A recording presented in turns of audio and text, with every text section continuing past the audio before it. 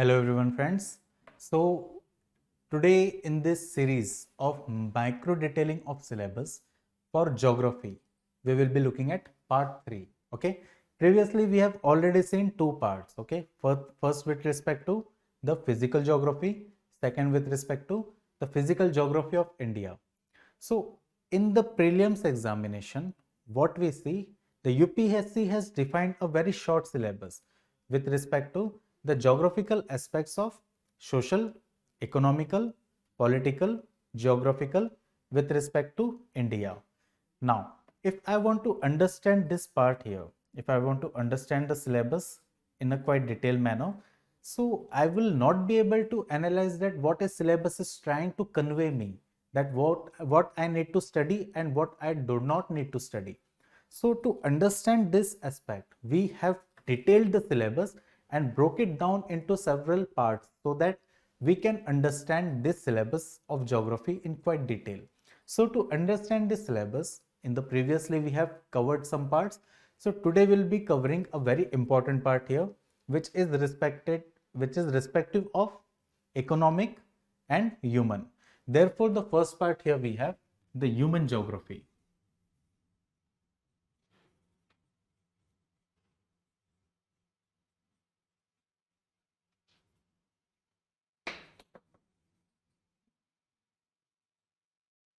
Human geography. What is human geography? What are humans? Why humans are needed to be studied in the form of geography? Why the humans are studied in the form of spatial variation, okay, temporal variation? Why we need to understand the human beings so that we can understand that how the human beings are developing, how the humans are, what are the conditions of the human beings are right now, what are the social characteristics, what are the cultural characteristics that human beings have developed. And we see that these social, economic and cultural factors, they are different from region to region. Okay, they are different in America, it is different in India, it is different in China. So we can see that the way of food habits, the way of wearing clothes, the way of living life, it is different in almost all these regions. So to understand this part, we study human geography. And to start with human geography, the first thing we need to understand is demography.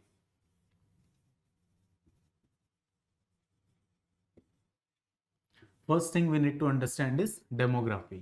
What is basically demography? Demography is the composition of a population. It is basically the composition of population where the different attributes of this population, it is studied. The different attributes of this population, it is studied to understand the characteristic of those population. Therefore, here we first thing analyze the population distribution.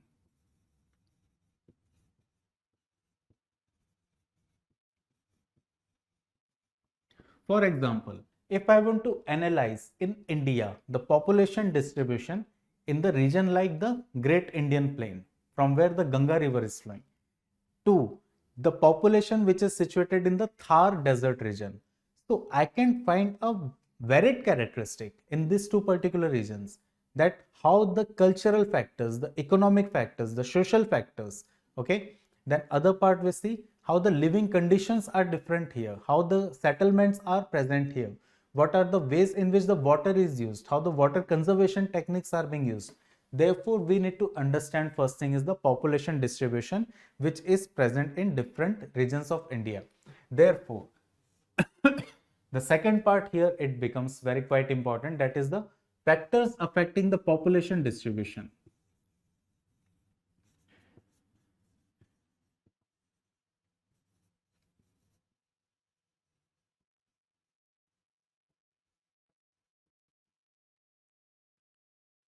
The factors affecting population distribution. Now, what can be the particular factors which can affect a region? For example, in desert we have seen that the population density is low, but in the plain region where the rivers are flowing, the population density is high. But in the mountainous regions, the population density again declines. But in the plateau regions, where the economic activities are very high, the population density still increases. Therefore, we need to understand here the physical factors.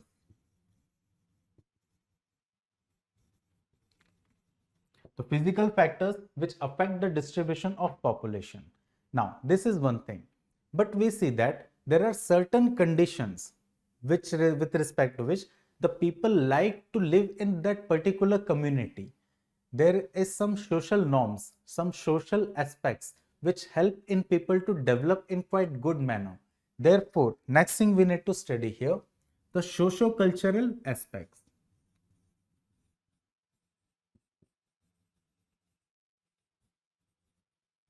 The socio-cultural aspects. What are the different cultural attributes of a particular population, demography of a region? Therefore, we need to understand this part. Then third thing will be understanding the demographic factors.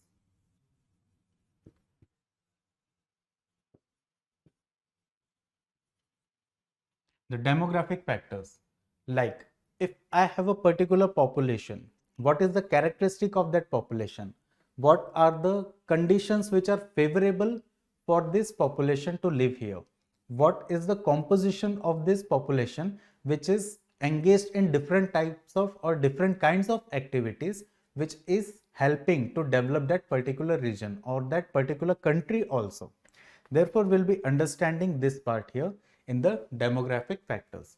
Then after demographic factors, we will be moving to the world population, that what is the current world population, how much is the population variation is taking place from one region to another region, what is the attributes of population of one region to another region. For example, if I want to compare the attributes and characteristics of the developed regions and developing regions, so I can find a quite vast variation between these two types of populations which are present in these two countries or these two types of countries. Therefore, next thing we need to understand is the world population distribution.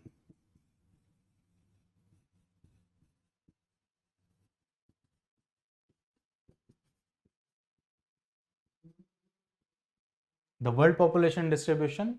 Then next thing is the pattern of population density.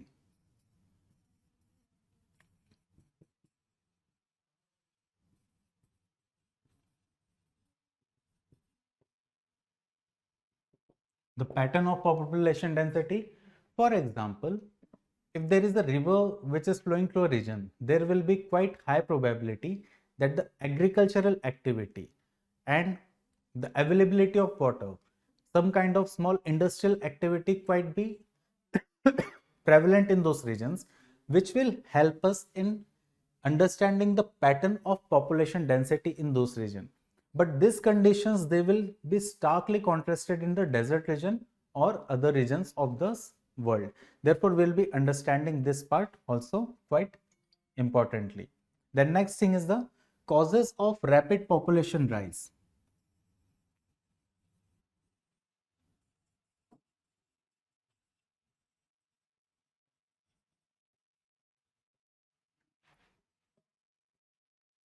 The causes of rapid population rise. For example, during the phase of industrial revolution, the population increase rate was very high in the countries of Europe. But in the contemporary times, that is, we can say not contemporary, but after independence during 1980s and 90s, we saw that India has a population boom. Okay. Now, the same condition we see that it is prevalent now in the countries of Africa where the population is booming. So what are these conditions which are favoring for the rapid population rise? This will be studying in this part. Now, after this we'll be studying looking at the determinants of population growth.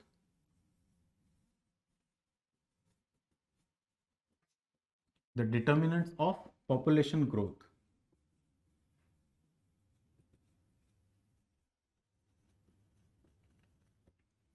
What are the natural factors which help in a population to live in a very conducive environment or comfortably? What are the human factors which make this region or a region very conducive for humans to develop? Therefore, The determinants are quite varied from region to region, which helps in sustaining the population into it. Now, after this, we'll be looking at the different characteristics of population.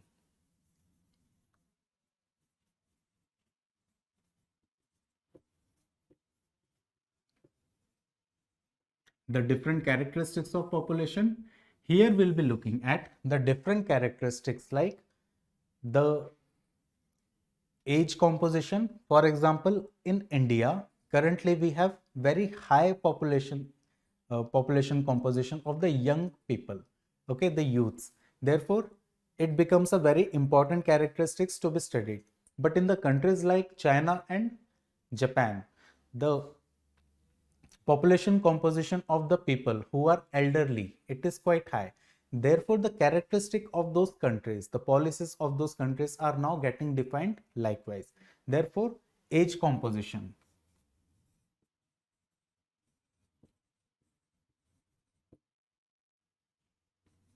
The age composition, it is to be studied in quite well manner.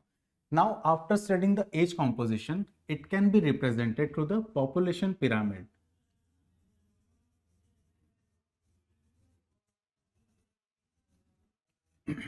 The population pyramid, where the age and sex of the population, it can be distributed along the pyramid, which will help us in understanding and comparing the population composition of a country and to the countries which are having different kind of pyramid structure.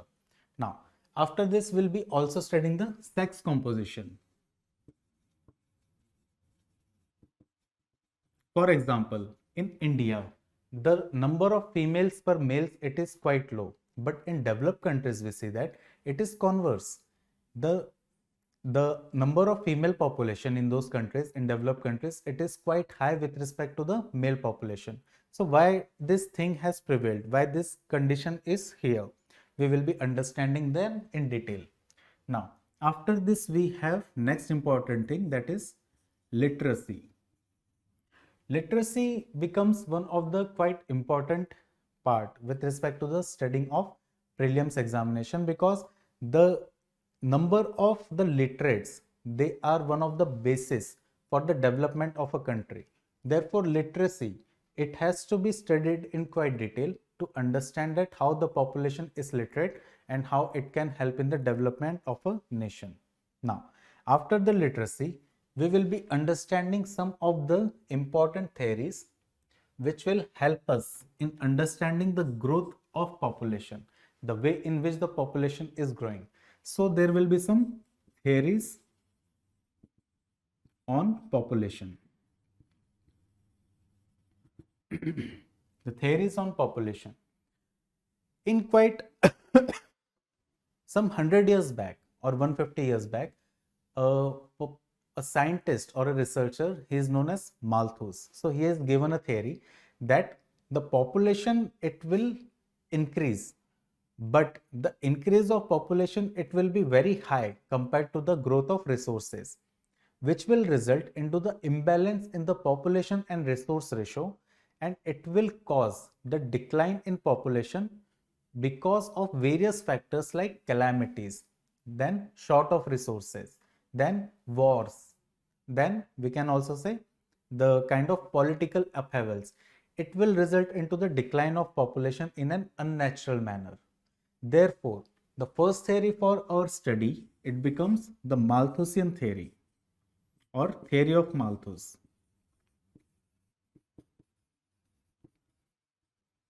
Theory of Malthus, it is needed to be understood with respect to prelims examination because the application of the theories are quite relevant even today.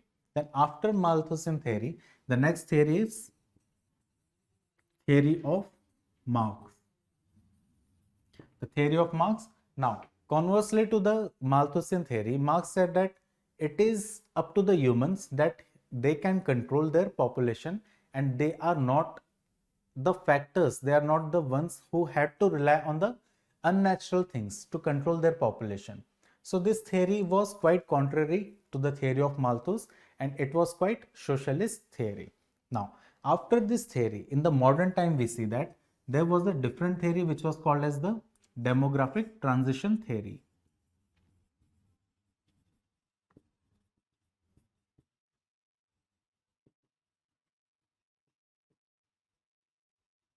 The demographic transition theory, it helps us in understanding that how a population is increasing, how the population is remaining stagnant, how the population starts declining. So when the population is, we can say it is overpopulated, when a region is underpopulated. So we can understand those factors through this demographic transition theory. Then after this, we need to understand the very basic important things, that we have seen that we have population, we have attributes of population, we also have some problems with respect to the population. So in the next part, we'll be seeing the different problems of population.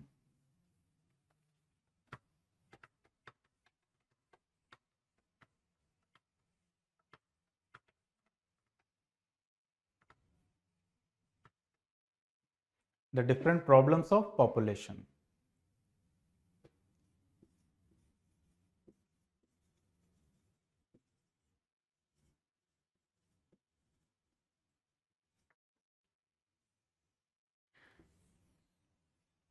If I want to understand the different problems of population, so we see that the problems, it is varying regionally. For example, a person who is living in India, in Delhi, he will have a certain different set of problems with respect to a person who is living in a village.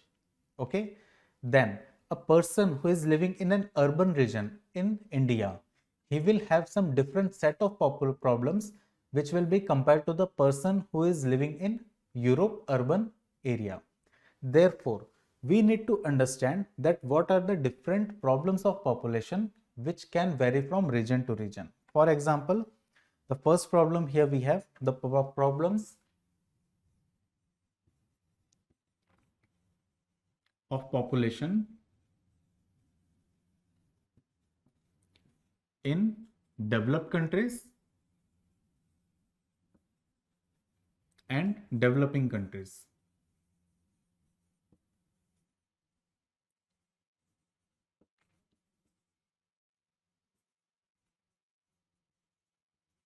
The problems of population in developed countries and in developing countries.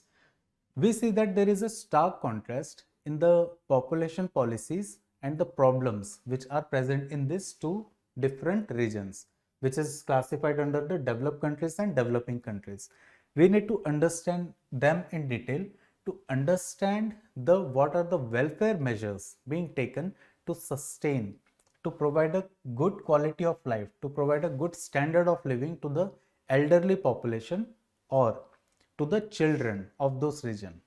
So next part here we have, that is the population dilemma of Europe.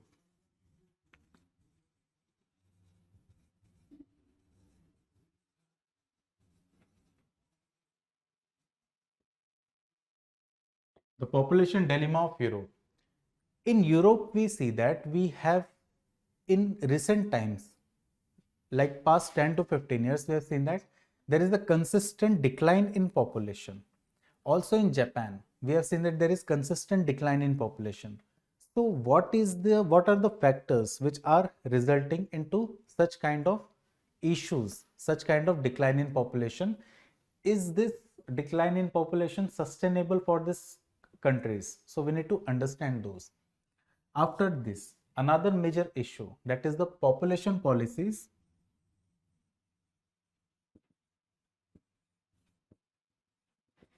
of India and China.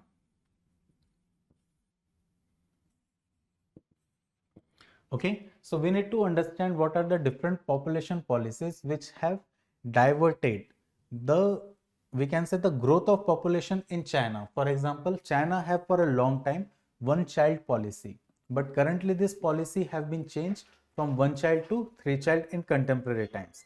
In India, we see that we have a different population policies which believes in educating the masses, and it believes the masses that there is no strict policies which will compel anyone to forcefully result into the decline in population. But India, through the through its measures, through its, we can say, through its belief system, it has gone into a state where the total fertility rate has declined, and which will further help in the decline in population in the next few years. Therefore, this is needed to be studied here, that is population policies of India and China. Now, after this part here, we see that there are different population, they are living in different regions. They are living in different regions, and they are living in regions, for example, to rural areas and urban areas. Therefore, here we'll be studying the settlement. Here we'll be studying settlement, where we'll be studying the rural settlement,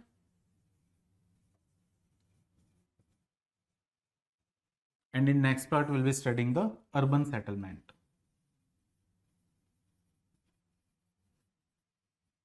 So in rural settlement, what we'll be studying?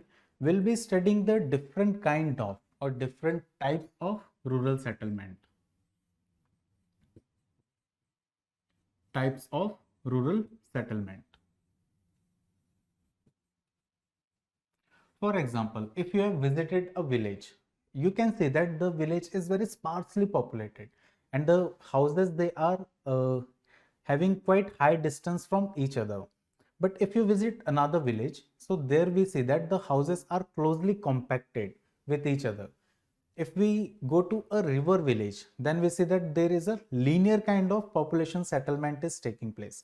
Therefore, with respect to the geographical conditions, we see the population distribution here, it varies. The types of settlement, it varies.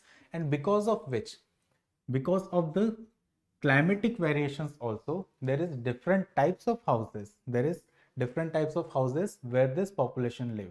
So we also need to study the relationship between the house types, relationship between house types, reliefs, and climate of a region.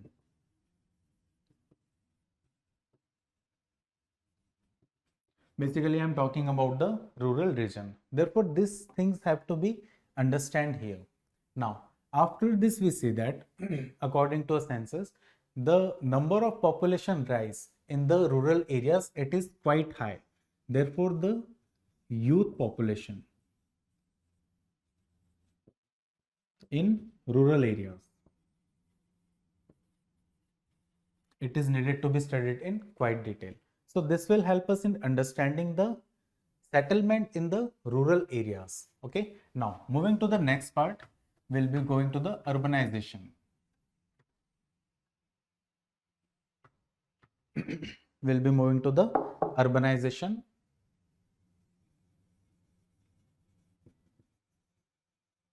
Now, what is urbanization? What is urbanization? Urbanization is basically the development of a modern city where the people, they are living in cohesion with the good or better standard of living and better quality of life. So this all things, they are being fulfilled under the urban heart. Now we need to understand here first thing, that is the basis or basics of the urban pattern. The basics of the urban pattern of India's urbanization. How India is urbanizing. For example, during the medieval India, the urbanization was more towards the cities where the rivers were flowing, because the agricultural economy used to prevail. Also, there were some capital cities during those parts which were quite highly developed because of the taxation system. There were some religious cities also which were quite highly developed because of the incoming of tourists. Therefore, we see that this urbanization, they have quite set pattern. Okay, they have quite set pattern, and they follow those pattern up to the present time. So we need to understand that. Then we also need to understand the issues related to urbanization.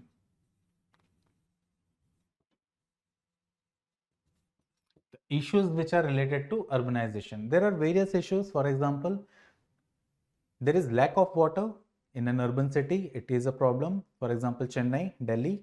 The lack of hygienic water, okay, which meets the standard of WHO. It is an issue. The provision of power, provision of electricity. It is an issue. The rising air pollution. It is an issue. The unavailability of food for all the population in an urban region. It is an issue. The housing for all. It is an issue. So we need to understand these issues which are related to the urban population. Then we need to understand after this the rural urban migration.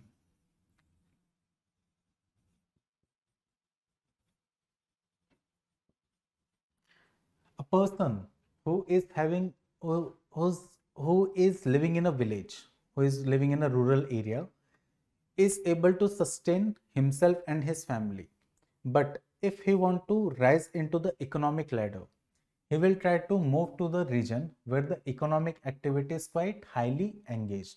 Therefore, we see that because of this factor, for the better standard of living and better quality of life, the population it migrates from rural to urban region.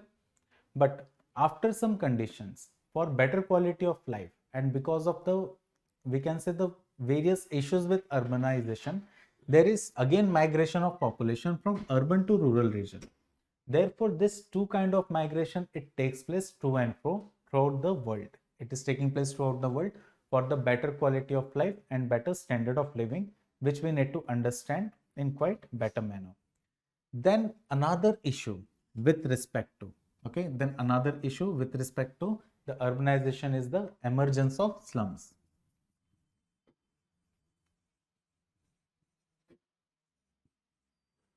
The emergence of slums, we see that there is a quite a colony or some region, but around it there is some slum system is developed or squatter system is developed. Why this has developed? What is the implication of such slum systems?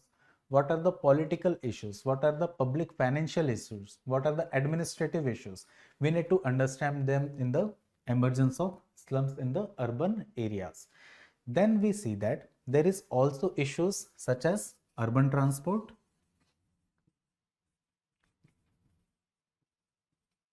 If a person need to travel for 20 kilometers in an urban area, so what issues he can face? What will should be the pattern of the urban transport in a region? We need to understand it here. What should be the, what are the issues related to the supply of water, power, food? These are also some of the issues which are related to the urbanization. Also, there is urban poverty. There is some section of population who are wealthy, but there is certain section of population who are unable to earn a very basic living also, which push those population into the urban poverty. So this is also needed to be understand and regulated. Now, after this we see that there are various way forward are needed to be studied to tackle the issues of urbanization. Now, in the urbanization, we see that we have some important initiatives which helps in making the urban cities better. For example, we have inclusive cities or smart cities. Inclusive cities or smart cities. What are inclusive city? What is a smart city?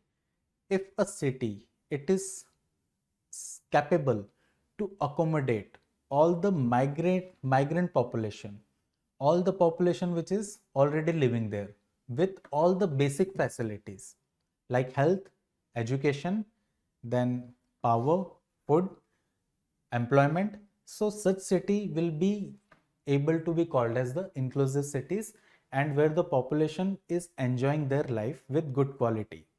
Therefore, this have to be studied in quite detail because India currently have smart city mission, which is a kind of a driving force for the next development of the urban cities. Now, moving next, we have the recent government programs. There are several government programs, for example, Smart City Mission, Amrut City Mission, which we needed to be studied in detail.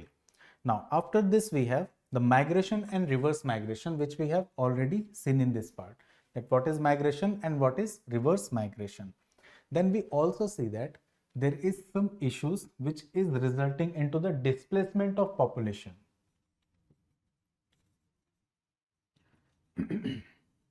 Displacement of population. For example, if a city, it is if a rural area, it is witnessing a, we say, a prolonged drought, a drought for 3 years. So what the farmers will do there? What will be the economic activity? What will be the life of people? How people will live with the lack of water, lack of food, lack of any work?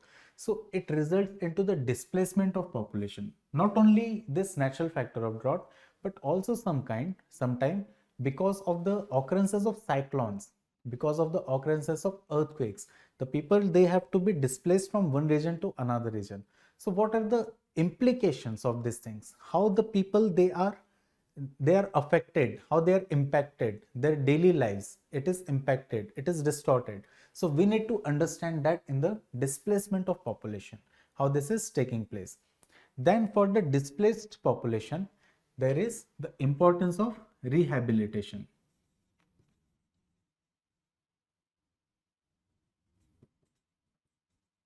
The rehabilitation of this population which are displaced. So what are the policies? What are the policies of India? What are the international policies? We need to understand those rehabilitation policies in quite detail. Then after this, we'll be looking at some of the urban settlements. Okay, the urban settlements.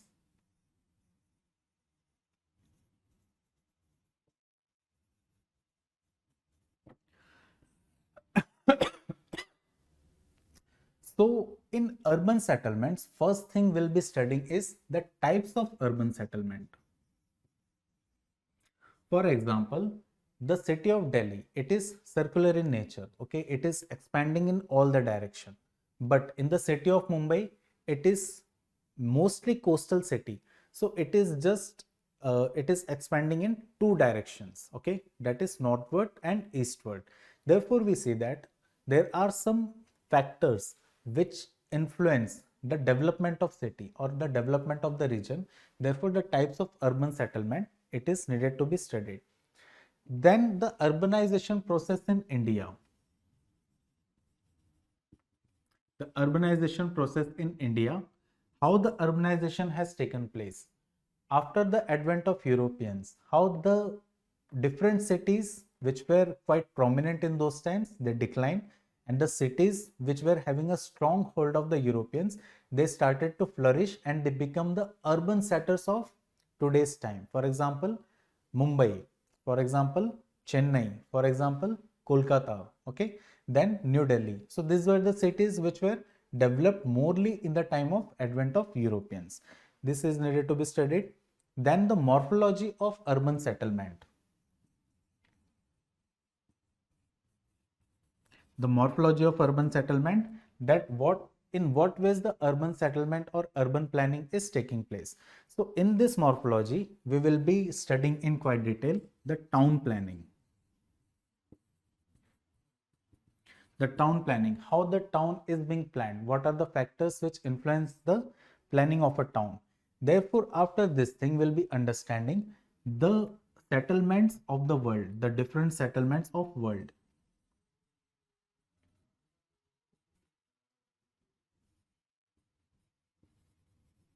The different settlements of world, that how this different settlements, they are present in the different regions of the world. For example, how the settlement system in India, it is different from Africa, China, Europe, North America, South America, Australia. So this will be studying in quite detail. Now, in this part, we need to also understand the migration part here. Okay, we need to also understand the migration, because if there is a kind of a disparity in a region, if there is a disparity in a region, So this disparity, it will result in the different kind of issues for the population who are living in rural areas and also the urban areas. Therefore, we need to understand here the migration.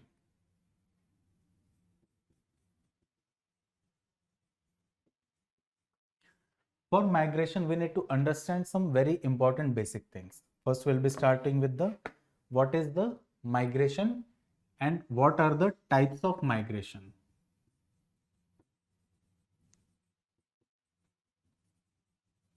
What are the different types of migration?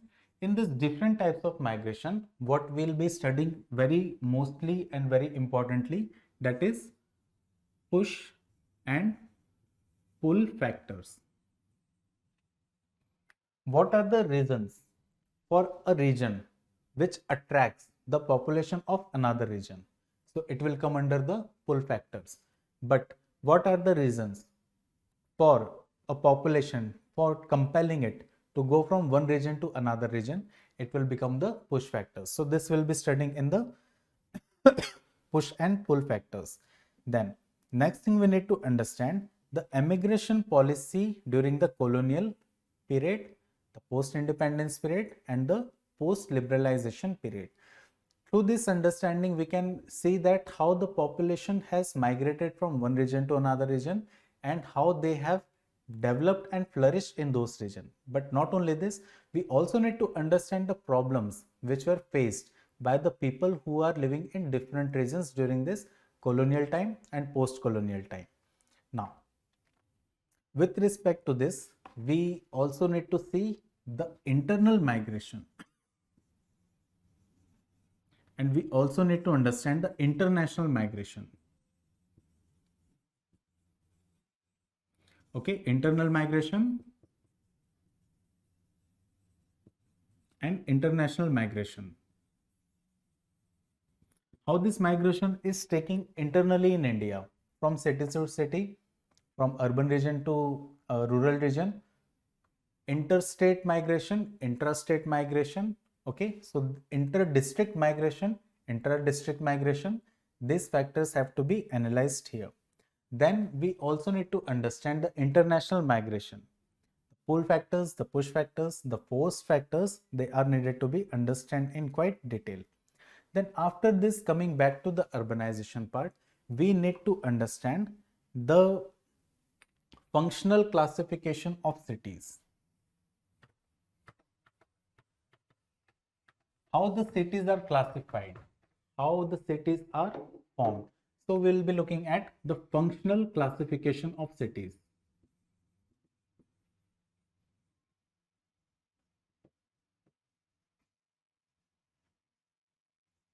For example, if I tell you the city of Delhi, you will say that yes, Delhi is the capital of India. So what is its functionality?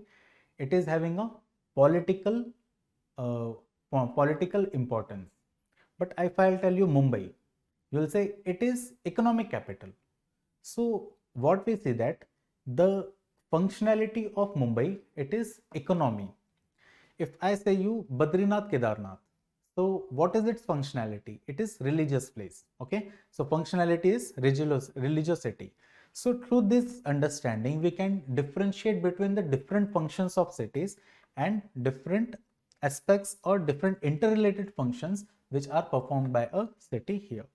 Then we will be also understanding the difference between boundaries and frontiers. Boundaries and frontiers, which are very much important to understand the migration, to understand the disputes between the states, disputes between the countries also. Then we'll be also discussing the rural urban fringe. Rural urban fringe. Also its characteristics. What happens if you will see a city, okay, a city, a tier 1 city or a tier 2 city, so there will be a large number of blocks and villages will be situated nearby it. But what we see that there is a kind of a region which is developed between these two regions, that is the urban region and the rural region, which forms or which acts as a kind of a supporting system between these two systems, that is village and the urban city. Therefore, it is classified as the rural urban fringe, and its characteristics is needed to be studied in quite detail. So after this, we need to also understand the principles of urban planning. The principles of urban planning.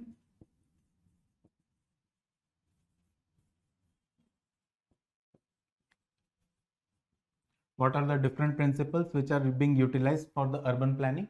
Currently, we see that the environmental principles, they are playing an important role in the planning of an urban city. Okay, therefore, we also need to understand it. Then we see the land cover and its transformation. The land cover in an urban city, the land cover in a rural fringe, the land cover in a rural area, and how it is changing or transforming.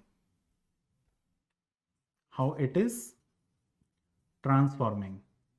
We also need to understand in detail. Then what are the hierarchical systems of the cities? What are their morphological classifications? What is the hierarchy of cities? And what are their characteristics? We also need to understand this in detail. Then after looking at the urbanization, we will be moving to the next part, which is very important, and we are also waiting for it in the current year. That is the census. That is census. Census, in very simple terms, it is the counting of population. Okay, and also getting some of the information which are very basic with related to the we can say the literacy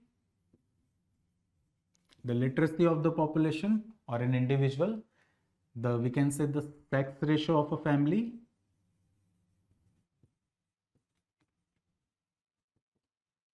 we can also see the age composition,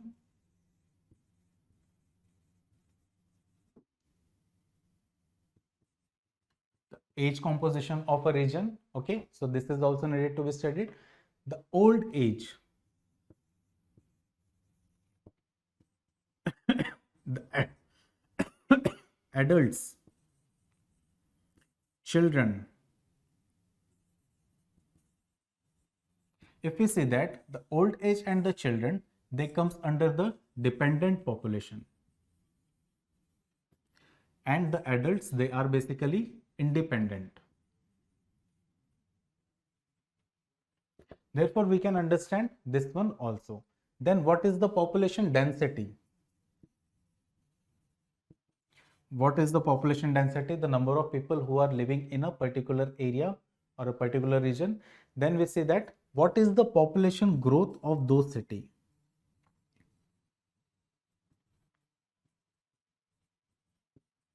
The population growth of the city or the population growth of a region.